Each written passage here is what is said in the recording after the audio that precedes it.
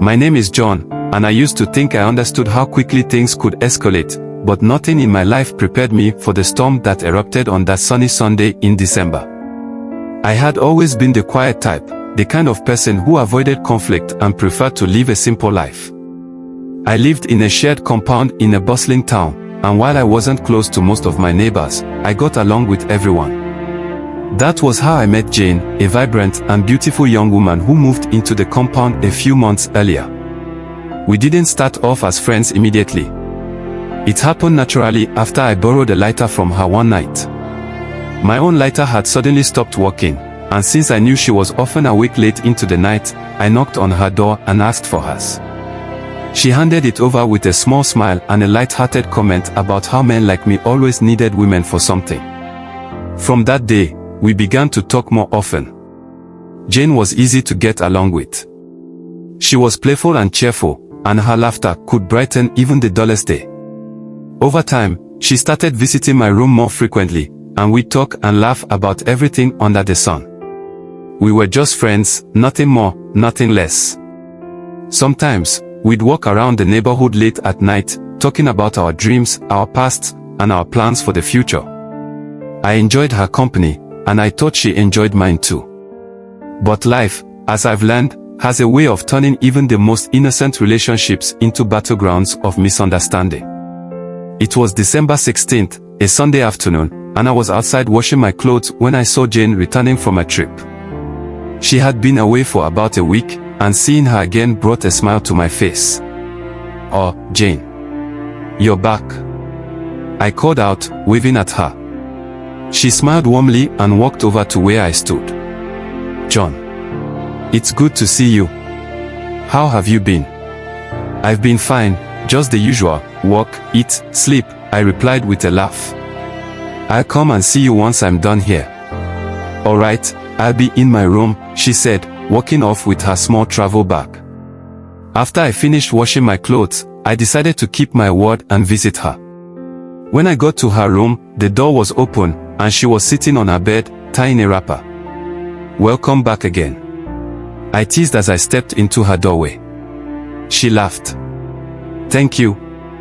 How was your week without me?" "Boring, honestly," I admitted. "You're the only one who knows how to keep this compound lively." Jane rolled her eyes and laughed again. "Wait for me outside. I need to change my clothes," she said, standing up. I nodded and stepped outside the room. The sun was blazing, and the heat was unbearable. After waiting for over 2 minutes, I became impatient. I thought she had finished changing, so I pulled the curtain slightly and peered inside. That was my mistake. I saw her standing there, completely naked, her back turned to me. My heart dropped, and I immediately froze. She turned around just as I was about to look away, and her scream pierced the air. "John. What are you doing?" she yelled, grabbing a towel and wrapping it around herself. I panicked and stepped inside, trying to explain myself. "Jane, I'm sorry. I didn't mean to." "Get out," she shouted, pushing me hard. I stumbled backward, nearly losing my balance, and she followed me, still yelling. "I told you to wait outside. How could you do this? How could you invade my privacy like that?" I tried to calm her down. "Jane, it wasn't intentional. I thought you were done.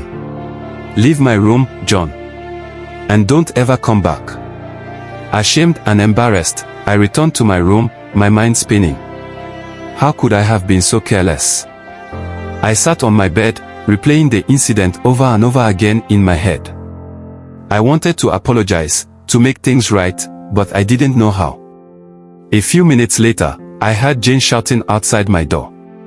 She had come to confront me again. "You have no respect, John. How could you do that to me? Do you know what you've done?" she yelled, standing in my doorway. I stood up and tried to explain myself again. "Jane, I'm really sorry. It wasn't intentional. I swear I didn't mean to see anything." But she wouldn't listen. She kept shouting, her voice echoing through the compound. Soon, other neighbors began to gather, curious about the commotion. Jane then went to the landlord, who called me to his side. I explained everything to him, hoping he would understand. "John, this is serious," the landlord said, his face stern. "You should never enter someone's room without permission, especially a woman's room. Do you understand?" "Yes, sir," I said, nodding. "I made a mistake, and I'm deeply sorry." The landlord cautioned me and told me to stay away from Jane's room. I apologized again, both to him and to Jane, but I could see the anger in her eyes. She wasn't ready to forgive me. 2 days passed, and I thought the matter had been resolved. I stayed in my lane, avoiding Jane and keeping to myself. Then, on a quiet morning, I heard the sound of a motorcycle pulling into the compound. I stepped outside and saw a huge police officer dismounting from his bike. He walked straight up to me. "Are you John?" he asked. "Yes, I am," I replied, confused. "You are under arrest for attempted rape," he said, pulling out a pair of handcuffs. My heart stopped. What? No. This is a misunderstanding. But he wasn't listening. He cuffed me and dragged me to his motorcycle while I pleaded and protested. The neighbors watched in shock as I was taken away. At the police station, I was thrown into a cell and left to stew in my misery. I couldn't believe what was happening. Jane had accused me of something I didn't do, something I would never even think of doing. I spent days in that cell, surrounded by hardened criminals who laughed at my misfortune. I tried to explain my side of the story to the police officers, but they didn't believe me. They said Jane's accusation was enough to hold me. "Women don't lie about these things," one officer told me. "You should be ashamed of yourself." I felt helpless. My reputation was ruined, my dignity stripped away. I thought about my family, my job, my future. How would I ever recover from this? After several days, the landlord and a few neighbors intervened on my behalf. They convinced Jane to drop the charges, explaining that it was all a misunderstanding. Eventually, I was released, but the damage had already been done. I returned to the compound, but things were never the same. The neighbors looked at me differently, their eyes filled with suspicion. Jane avoided me completely, and I avoided her too. Looking back, I realized I made a mistake.